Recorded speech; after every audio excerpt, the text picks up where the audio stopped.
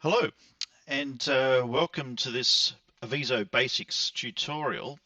My name is Jeremy Shaw from the Centre for Microscopy, Characterisation and Analysis at the University of Western Australia, and I'm going to be taking you through just in this particular tutorial about just the basic interface of Avizo and how you go about using it. So before I do, I just wanted to cover a couple of points before doing so. In particular, I just wanted to briefly mention that all your workflows while you're using Avizo should be documented. Okay, obviously if you're doing some sort of scientific research, you should be copying down what it is you're doing so that you can replicate it, or so that someone else can replicate it. And someone should be able to take your data, follow the procedures that you took, and come up with the same result. Okay, so this is just an example workflow, and on the left we have a series of steps that we took. We've got here the modules that we used, and this applies to any three-dimensional imaging program, not necessarily just Avizo. So you should be writing down the different modules or operations that you used to manipulate your data.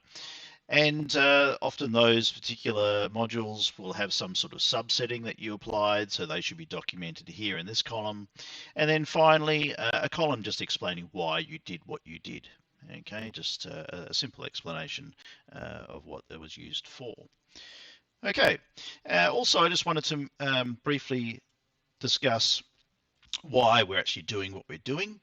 Okay, so here I've just created a little bit of a flow chart of what we're up to here with Avizo or any other 3D program, as I mentioned.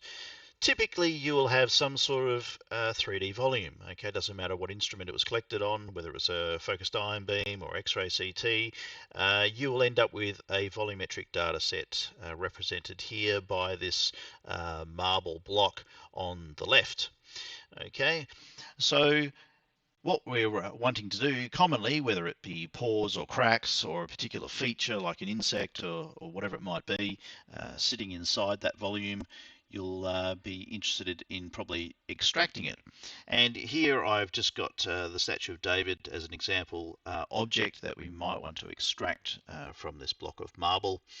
And here obviously it's been successfully chiseled away, if you like, and segmented from the volume, and that is what we're wanting to achieve. Now this arrow represents all the steps and so forth that we took to achieve this segmentation, and that could be a range of different pre-processing operations like filtering, extracting subvolumes and so forth to arrive here. And obviously segmentation to delineate this particular surface. Then once we've got a good representation of our object, we then will want to typically take some sort of measurement from it. So here we've just obviously got green representing the surface area, for example, and the light blue coloration here is just representing a volume measurement.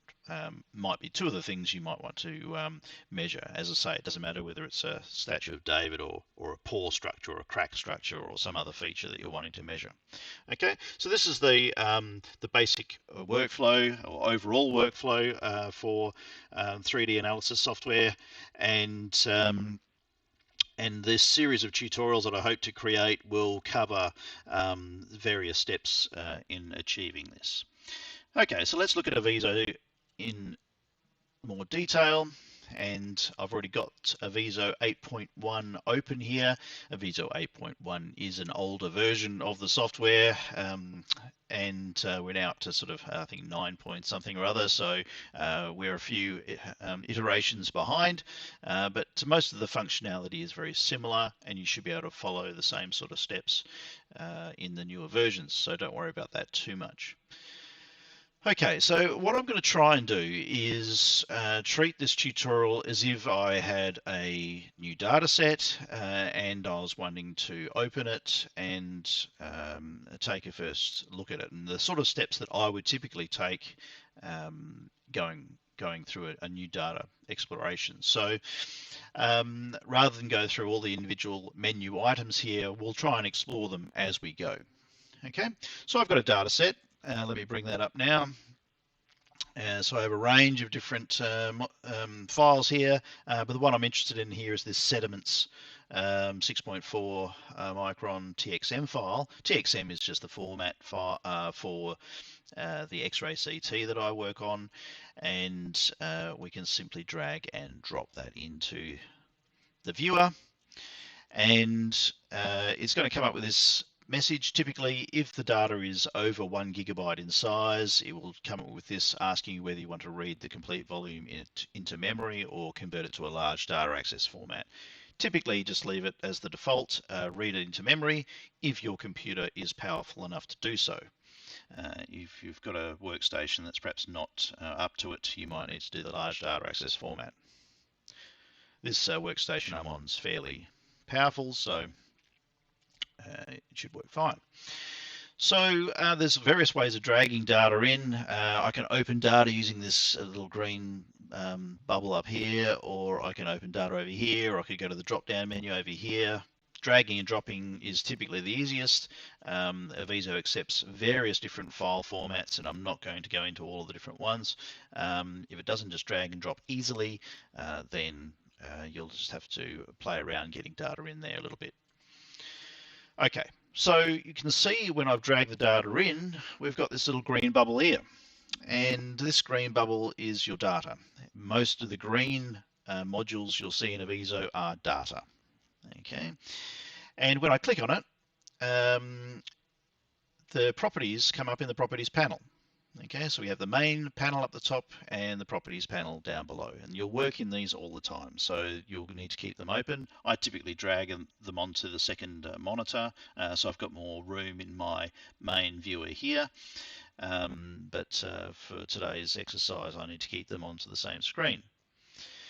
So we can see when we click on the data, we've got various information here. So it's telling us that our data size is 1004 by 1024 by 1018 pixels in size. Okay, so that's the dimensions of the lattice.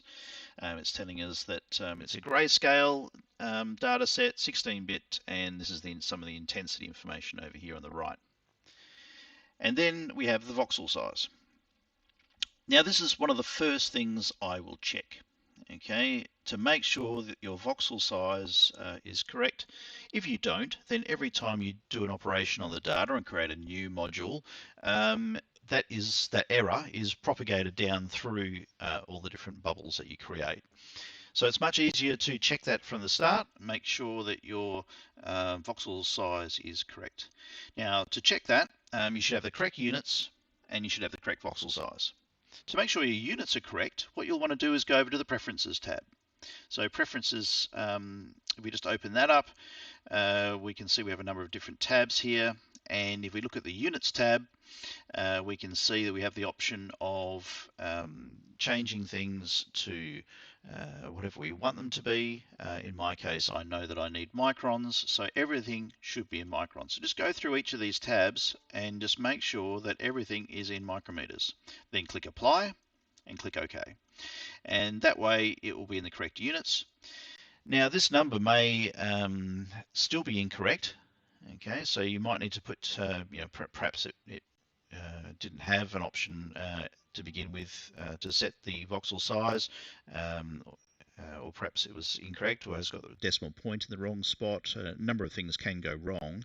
So all you need to do is click on this crop editor, and the crop editor now brings up this dialog box, and you can see in the resolution window here the voxel size. We can see that this is 6.38776 in all dimensions, so it's an isotropic data set, and we have the correct values in there. But you could easily make this 63 for example, and change that on all of them, and then it would become 63 microns voxel size. So we don't want that. We want it 6.3, which is what it should be. And so you then just click OK, and then you should have the correct voxel size. As I say, make sure that's one of the first things that you do with the data. Okay, so we now have our data in Avizo, and one of the first things you want to do, obviously, is have a look at it. There are two ways of looking at it. You can look at it in 2 dimensions or 3 dimensions. Two-dimensional slices are typically, and 3 dimensions, so something to visualize your data are typically yellow or orange boxes or bubbles, and you simply click on those and attach them to the data. Okay. If the option isn't sitting up here under the shortcuts, you can either click on this little arrow here and it brings up a menu, or you can right click on the bubble and it will bring up the menu, and that allows you to type in something that you want to search for, and it also has these shortcuts here, or you can start delving into the many different options in the menu here for attaching modules. Okay, in this case we just wanted to attach an ortho slice. We can attach as many ortho slices as we want. Okay. All modules typically have some sort of help option, so you can see here if I click on ortho slice, there's a question mark just here. If you click on that, it'll tell you something about how that particular module operates. Okay, so you can use the help option as much as you want. There's also a help up in the top right corner here. Okay, so you can see these 2 ortho slices are now attached. Let's just see how they work. So my data's a little bit dark. I want to see it a little bit more clearly. So I'm going to change the brightness and contrast using the color map here. So I can make it brighter by moving the slider across. I'm looking at the wrong one. Let me just turn off this second one. Okay. So I can now make it brighter, and I can also make it darker by changing this slider here. So all we're doing is we're playing with the histogram of the data and changing the brightness and contrast. Okay, so we can see a little bit more clearly. I'm just using the mouse wheel to scroll in and out and have a look. I can use the hand tool here to move the object around in any orientation I want. If I get a bit lost, I can click on one of these icons up here, which just takes me back to a particular orientation. So I can click on that one, that one, that one, and it just puts the slice into a particular orientation in the viewer, and that can be really useful. You've got this pointer tab over here, so you'll commonly flip between the hand and the pointer. So the escape key is the shortcut on the keyboard to toggle between those two, and you'll use that all the time. So as you can see, I'm just hitting the escape key now. I can toggle backwards and forwards to use the pointer. Okay. All right, so you'll notice that when I scroll through the slices like I'm doing now, we can look through the data using the slice number slider. Okay, the data is sitting there just scrolling through and it's not moving. I should have started with this perspective mode. I've just clicked on this eye to toggle between the perspective mode and the orthographic mode. So let's show you the perspective mode first. So you can see as I move the slice in perspective mode, as I get further away, it gets smaller. And that's useful if you're making movies and so forth, where you want some sort of real world interpretation of what your data looks like. But for many operations in Avizo, the orthographic mode is far more useful to work in. So if I change it to orthographic, it now stays in one position like so. And that becomes useful for a number of different features, and I'll cover a couple of those going forward.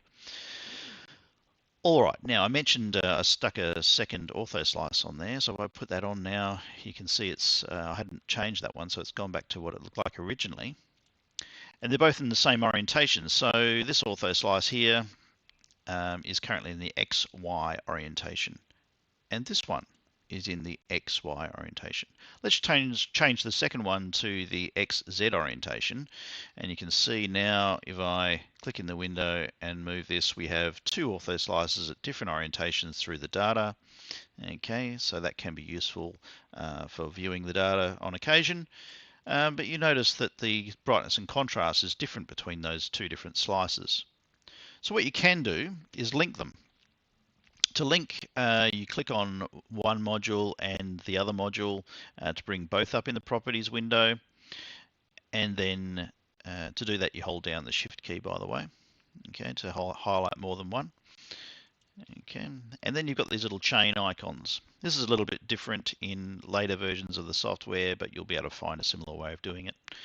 Okay, so we now have those two active, and then we simply drag these little links here to whichever one we want to link. So for example, we might want to link the color map. So here I'm just linking the color map to there, okay, and it will change to whichever one you link to. So in this case, it changed to the one that I'd already changed. So now the contrast and brightness is nice in both slices. And to disconnect those, you simply right click on the chain link and go to disconnect. All right.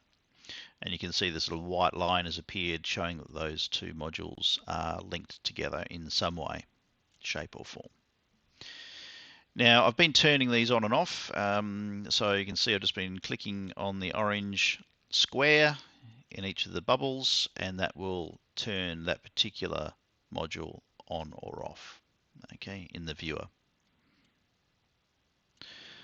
All right, so we're looking at our data in 2 dimensions at the moment. So what if we want to look at it in 3 dimensions? That's the other thing we might want to do as a first step in terms of exploring what we have. So let's go back to our module here and attach a volume rendering. As I say, if it's not there, right click and go to the volume rendering option in the shortcut here, or you can search for it in the menu here. So we'll create that one. Takes a minute to pop up. And we now have a volume rendering of our data. Now, it's just a large cylinder at the moment, and that's because we're looking at all the voxels in the data.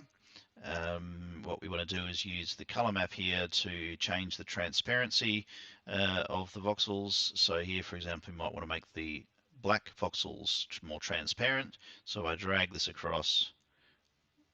We now get rid of most of the background. Okay, and we might want to make it brighter. So I'm just going to increase the brightness. Let's drop the background off a little bit more. And so we now have a 3-dimensional representation of this particular sample, which is a sediment sample. They're foraminiferans. It's come from an offshore core sample, and it's just full of small marine organisms, calcifying marine organisms called forams, and this is just a number of them put into a straw. So this is about 5 millimeters across. Okay, so what else can we do with the volume render? We can make change the lighting effects, for example. So we click on this first part of the bubble here. You could make it specular, which puts a little bit of a shine onto the data. We could perhaps put deferred lighting on, and you can see it just changes the visualization, so you can see things a bit nicer, perhaps. Okay, so we now have a couple of different lighting effects, and you can play with those as much as you want. You can do things like change the transparency by changing the alpha, so how transparent the volume is. So if we go down, we can sort of make it fade out and do a few things like that. Okay, so as I say, one of the first things you want to do is change the voxel size and make sure your units are correct. Then you might want to attach a 2-dimensional or 3-dimensional viewer, so you can actually look at the data and have a bit of a play around and see what you're doing. One of the other common things that you'll do at the beginning of your analysis is to reduce the size of the data set. Okay, the smaller the data set is, the easier it is to work with in terms of computational processes, and so we want to reduce the size. We can see we've got some area out here that we could crop away, which contains little to no information. And we can also see in this particular data set that this top area here is quite blurred, and that's because this portion of the sample moved a little bit during the X-ray CT scan, and so the quality of these particular objects is pretty poor. So we may just want to look at the internal portion of the data. And so to do that, we might want to attach and extract subvolume. Okay, as I say, we get out of whack here, we can click on one of these buttons which will take us back to a particular orientation. And now I'm going to attach and extract subvolume item. It's in the shortcut there, but we can also attach it this way. And so what that does is brings up this blue box. Okay, now just to show you what happens when you work in perspective mode, let's click that icon so we're now in perspective mode. Now things that are closer to us appear bigger and things further away appear smaller. So the box is now in perspective mode. If I want to try and crop the data, I'm now looking straight down the box, and as you can see, it's very difficult to know where the edges of your box are, okay, and relative to the data. So working in orthographic mode makes it much easier to do your cropping. Okay, so what I can now do is click the escape key, change it to the pointer, move this into the middle, and I'm going to make the box about that size. We might want to look at it from the side. I'm just doing this in a fairly quick and easy fashion. So we're going to look at a data cube that's sort of in the middle of the data set. You'll want to take a bit more care placing this obviously for your data set. You can set the box size yourself, so you can see this is about 350 pixels in size in all dimensions. So I'm going to set this to 350, 350, 350. So we now have a uniform box size, and we can see that it's sort of in the middle of the data set, which is where I want it. And all you do then is click apply. Okay, and what that does is creates a new green box. Okay, and you see the lattice information says that it's 350, 350, 350. All the other information should be about the same. Okay, you've got these little connectors between modules. I often disconnect the ones between these operations because when you save the data and load it back in again, it'll often try and recalculate a lot of these operations, and that can take some time, especially if you're doing a filtering operation. You don't want to do it again every time you load the data. So I typically disconnect them. Okay, so now what we can do is we can drag these bubbles to the new data set, or we can create new ones, it doesn't matter. And we can now use those to visualize this new portion of the data. Okay, so here it is, this 300 square box, and we can move through exactly the same way we did for the larger data set. But because this one's much smaller, it'll be much easier to work with. Okay, so once you get to a certain point, you'll want to save your data. It's important to save frequently in case it crashes or something else happens. That means you'll lose all the operations you've done. So just save the data. And to do that, just go to File. You can save the project as, which will save all the modules and all the different operations you want. You can save individual bubbles by going clicking on that particular bubble and going File, Save Data As, and you can save it as a range of different file formats here. So you might want to do a 3D TIFF stack, for example, if you want to load it into something like Fiji or ImageJ. So you can do that. Let's save the project. So I'm going to save the project as. Make sure you save it into the file location that you want. So I'm just going to save it into my data set into this folder here and call it what you want, sediment. And this save as type area here, always change this to pack and go.